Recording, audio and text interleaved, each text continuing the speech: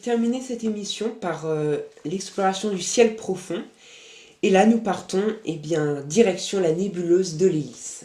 Voilà, NGC 7293, qui se situe dans la constellation officiellement du Verseau, mais qui en réalité se trouve quelque part entre le Verseau et le Poisson austral.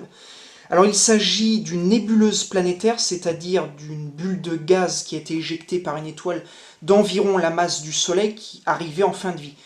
Elle a une magnitude de 6,3 et elle a une taille apparente visuelle de 25 minutes d'arc, c'est à peu près la moitié de la taille apparente de la pleine lune dans le ciel. Alors elle ressemble de premier abord à M57, la nébuleuse de l'anneau de la Lyre. La différence de taille, c'est justement la taille. Parce que M57, elle est toute petite mais brillante, alors que NGC 7293 est vaste et plutôt sombre. Alors pourtant, elle a une magnitude apparente visuelle globale plus forte, mais NGC 7293 voit la lumière émise de sa surface comme en quelque sorte étalée et donc atténuée par son importante superficie, contrairement à M57. Alors cette nébuleuse a été découverte par Carl Ludwig Harding en 1824 et on lui donne le surnom de l'œil de Dieu parce qu'elle ressemble à première vue à s'y méprendre à un œil humain. Pour la repérer, on va utiliser une étoile repère. Il s'agit de Fomalhaut, qui est une étoile facilement visible, très basse sur l'horizon sud.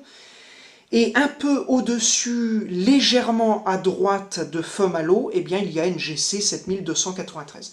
Maintenant, il vaut mieux se référer à une carte du ciel détaillée, là encore, pour la trouver plus facilement. Et Stellarium est un outil numérique, un logiciel qui est très intéressant pour cela.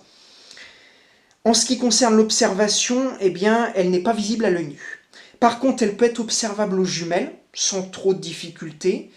Elle est également observable aux instruments. Maintenant, si on observe avec un télescope ou une lunette, il va falloir utiliser un grossissement faible pour la détailler et la contraster au mieux possible, parce que là, les grossissements forts vont vraiment assombrir la nébuleuse dans le champ de l'oculaire.